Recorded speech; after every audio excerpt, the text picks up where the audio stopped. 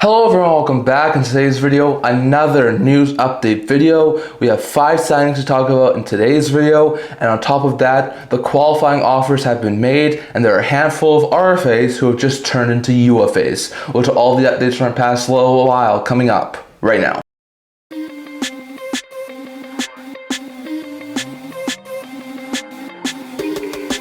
Hello everyone, welcome back to another video here at the End-to-End Hockey channel. Now before we begin this video, don't forget to like this video and subscribe down below. Thank you for all of your support. I would never be able to do this without all of you guys. So if you haven't already, don't forget to subscribe button down below. Don't forget to leave a comment. We're on the road to 1,000 subscribers. Don't forget to stay tuned for tomorrow's live stream at 9:30 a.m. Mountain Time talking about the free agency. So don't forget to stay tuned for that. But in today's video, we've got a quick update video here. 5 signings plus the qualifying offers being announced. So we'll touch on all these updates here. So first, the 5 signings. So we're going to touch on a couple of smaller ones first. The Colorado Avalanche have signed young goaltending prospect Trent Miner, who's been playing over in the AHL over the past couple of years. He was 24 years old, RFA, in need of a new deal. Signs a 2-year extension with AAV of $775,000. He's a 3rd, 4th string goaltender at this point in time. Won't be able to kick out Wedgwood or Blackwood anytime soon. But I do think Miner is a solid 3rd stringer and could be called up if they run into some injuries. So a very interesting sign there from the Avalanche as they do sign Trent Miner. Another depth guy who's mostly plays in the AHL who was signed to a new deal is Clark Bishop, the center left winger who's 29 years old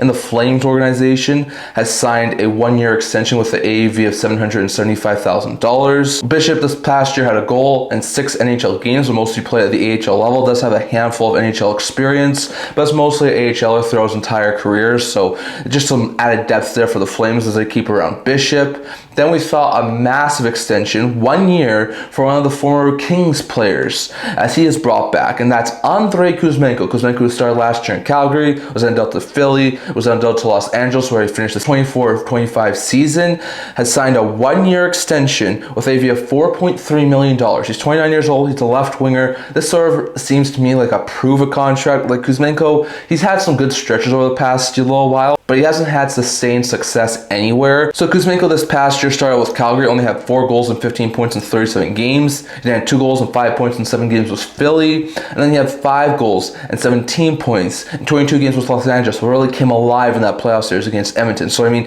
he had a 39-goal season in his rookie year, so he has the potential to be a solid 20 to 30, maybe even 40 goal scorer. So I do like this gamble here from Los Angeles. They do have a little bit of cap space to work with. 1 year, $4.3 million. If Kuzmenko can replicate his performance in the playoffs last year, then maybe you resign him next offseason. If he doesn't work out, you can let him walk as UFA. So it's a very interesting deal, but one of the top end players on my free agent list is off the boards as Kuzmenko re-ups in Los Angeles. Then we saw a big time RFA sign a big time contract, and that was in Edmonton as Bouchard, who a couple of people, including myself, thought maybe if he hit to July 1st, there would be a couple of teams who would be willing to offer sheet Bouchard, has actually extended in Edmonton before even the possibility of an offer sheet happens. He's a redshirt defenseman, 25 years old. He gets a 4-year contract extension with AAV of $10.5 million, making him one of the highest paid defensemen in the entire NHL. So a very interesting pickup here for the Edmonton Oilers. Bouchard is a really good puck-moving defenseman. He's one of the top-end defensemen points-wise in the entire NHL. Is he a great defenseman defensive-wise? Probably not, but he definitely has a whole bunch of really good aspects to his game.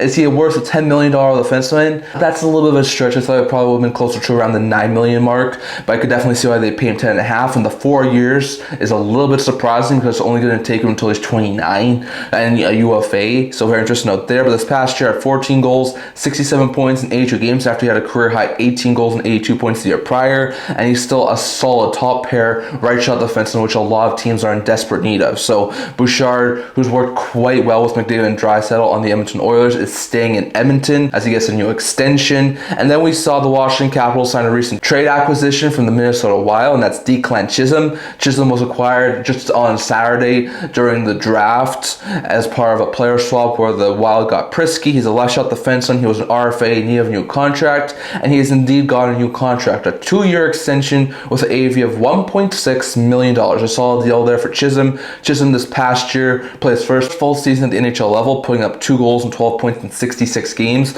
Looks like a really solid left shot defenseman. I think he should be able to be a solid 6-7 guy in the Washington organization and be a solid guy and contributor on the blue line. So very interesting note there, but those are the 5 signings from our past little while, as Chisholm signs a 2-year extension in Washington, Kuzmenko a 1-year extension in Los Angeles, Bouchard for 4 years in Edmonton, Bishop a 1-year deal in Calgary, and Miner a 2-year deal in Colorado, so very interesting note there. And lastly here, going over to a couple of qualifying offers. Now, not all the teams have listed the qualifying offers as of right now. I think only 4 teams haven't, or 5 teams, so like almost all the teams have listed their qualifying offers. So these are the players who teams decided to not qualify. So in Toronto, they have not qualified Perret, Kokkonen, Reese Johnson, and Pontus Holmberg, who's going to be a very interesting guy to watch tomorrow in free agency. The Senators did not qualify Douse, Reese, or Robbins. The Habs did not qualify Simoneau, Pinard, which is a little bit surprising, Lundestrom and Hoffenmayer. The Sabres did not qualify Tullio, Kiskakov, MacArthur, or a lot surprising, Jacob Bernard-Docker, who will be a very big player in free agency tomorrow. The Bruins didn't qualify Jacob Lauko, which is a bit of a surprise,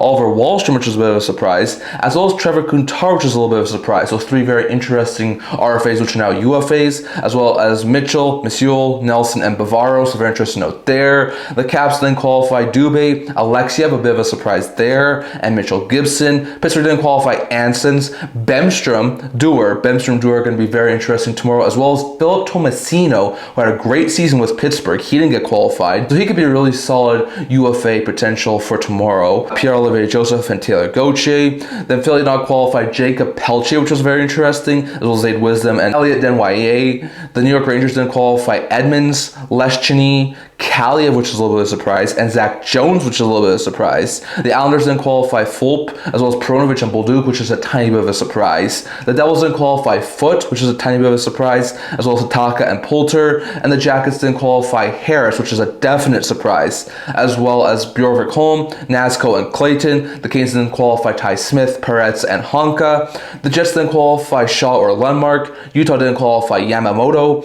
St. Louis didn't qualify Dickinson or Malmstrom. Nashville didn't qualify Yolonen, Pavel, Prokop, or Frasca. Minnesota didn't qualify Clark, Raska, Toropowski, or Ryan Rourke, who's a pretty solid defensive prospect. Dallas didn't have any player that did not qualify. The Hawks did not qualify Philip Kurashev, which is going to be a very interesting one to watch tomorrow. Gutman, Lupin, Ratu, and Sorella. Vegas didn't qualify Saval. Seattle didn't qualify Sapella. Vancouver didn't qualify Glover, Nielsen, Felton, and McWard. San Jose didn't qualify Gregor, Kovalenko, Kostin, which will all be very interesting to watch tomorrow, as well as Berglund, Burke, Cole, Russell, and Romanov. Edmonton didn't qualify Perot, as well as Rodrigue, their 3rd stringer, potential future backup, so I'm a little bit surprised there, as well as Wright. Calgary didn't qualify Ignatius and Murphy, and Anaheim didn't qualify Isaac Lundestrom, which is a very interesting one, as well as Brett Liaison and Josh Lopina. So very interesting note there. But Lundestrom, Liaison, Rodrigue, Kovalenko, Gregor, Kostin, as well as Kurashev, as well as O'Rourke, as well as Yolonen to some extent, Yamamoto, Ty Smith, Jordan Harris, Nolan Foote, Peronovich, Bolduc, Lecisions, Kaliev, Jones, Pelche, Bemstrom, Dewar, Tomasino, Alexiev, Lauko, Wahlstrom, Kuntar, Jacob Bernard-Docker, Pinard, and Holmberg are all very intriguing UFAs for upcoming free agency tomorrow. So very interesting to know there. But those are all the qualifying offers I have at least seen. I have not seen Tampa's, Florida's, Detroit's, Colorado's, or Los Angeles's. So